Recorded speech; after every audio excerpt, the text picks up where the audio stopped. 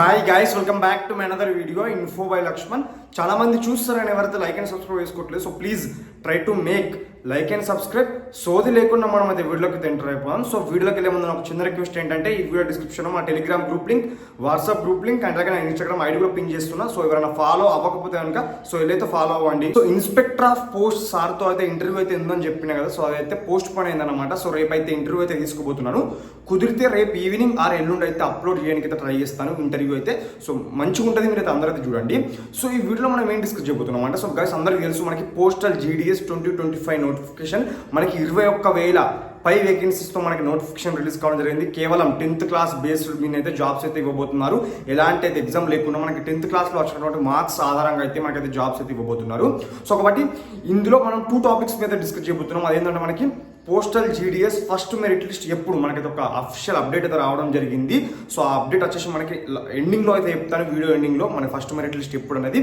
So మనకి ఇంకొక topic ఏంటంటే బ్రదర్, మనకి ఈ నోటిఫికేషన్లో ఎవరికి జాబులు రాబోతున్నాయి, అదర్ స్టేట్స్, తెలంగాణ, ఆంధ్రప్రదేశ్లో ఇప్పుడు ఈ నోటిఫికేషన్లో జాబులు ఎవరికి రాబోతున్నాయి అనేది అయితే డిస్కస్ చేద్దాం. అది వచ్చేసి ఫస్ట్ మెరిట్ లిస్ట్ కాదు, first, second, third, fourth, fifth, sixth అన్ని లిస్టులు పూర్తి అయిపోయేసరికి ఎవరికి జాబులు రాబోతున్నాయి అనేది వీడియోలో అయితే డిస్కస్ చేద్దాం. సో ఇందులో మీరు ఉన్నారో లేదో కనుక చెక్ చేసుకోండి, లాస్ట్ వరకు అయితే చూడండి. అదర్ స్టేట్స్లో జాబ్స్ ఎవరికి రాబోతున్నాయని చూసుకుంటే కనుక బ్రదర్, ఎవరైతే రిస్క్ చేసి అదర్ స్టేట్స్కి వెళ్తామని అప్లై చేశారో సో వాళ్ళకు గుడ్ న్యూస్ అనమాట. ఎందుకంటే ఇందులో ఇప్పుడు ఈ నోటిఫికేషన్లో కాంపిటీషన్ అనేది కొంచెం నార్మల్గా ఉందన్నమాట, తగ్గిందన్నమాట. కంపేరింగ్ టు జూలై నోటిఫికేషన్ మనకి ఈ నోటిఫికేషన్లో కాంపిటీషన్ అనేది తగ్గింది.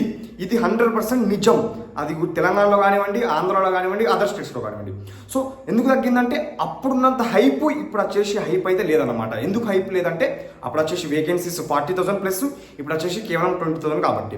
సో ఇప్పుడు అదర్ స్టేట్స్లో జాబ్స్ ఎవరికి రాబోతున్నాయి అంటే, ఎవరికైతే 90% నుంచి 95% ఉన్నవారు ఎవరైతే అప్లై చేస్తారో అదర్ స్టేట్స్కి వాళ్ళకి వచ్చేసి జాబ్స్ అనేవి రాబోతున్నాయి. అది వచ్చేసి 6th లిస్ట్ వరకు, ఓకేనా. కేవలం ఫస్ట్ మెరిట్ లిస్టులో కాదు, 6th లిస్ట్ రిలీజ్ అయిపోయేసరికి ఈ 90% నుంచి 95% ఉన్న వాళ్ళకైతే జాబ్స్ అయితే రాబోతున్నాయి.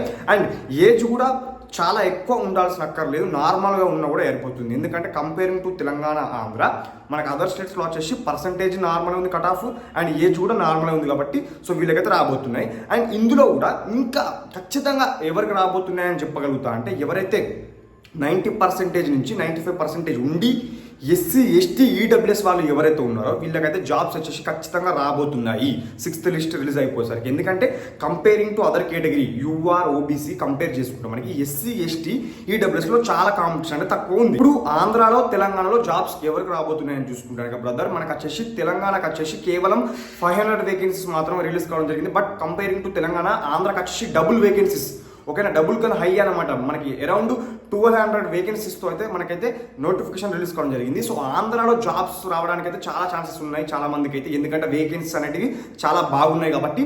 మరి ఆంధ్రాలో ఎవరికి వస్తుందంటే, ఎవరికైతే 95% ఆర్ 99% టు 100% ఎవరికైతే ఉన్నాయో సో వాళ్ళకైతే జాబ్స్ అనేవి రాబోతున్నాయి అన్నమాట ఆంధ్రాలో. సో అర్థమైంది కదా, 99% ఆర్ 98% టు 100% ఉన్న వాళ్ళకైతే జాబ్స్ అయితే ఆంధ్రాలో రాబోతున్నాయి. ఏజ్ నార్మల్గా ఉన్నా కూడా పర్వాలేదు, ఆంధ్రాలో జాబ్స్ అనేవి రాబోతున్నాయి 6th మెరిట్ లిస్ట్ రిలీజ్ అయిపోయేసరికి.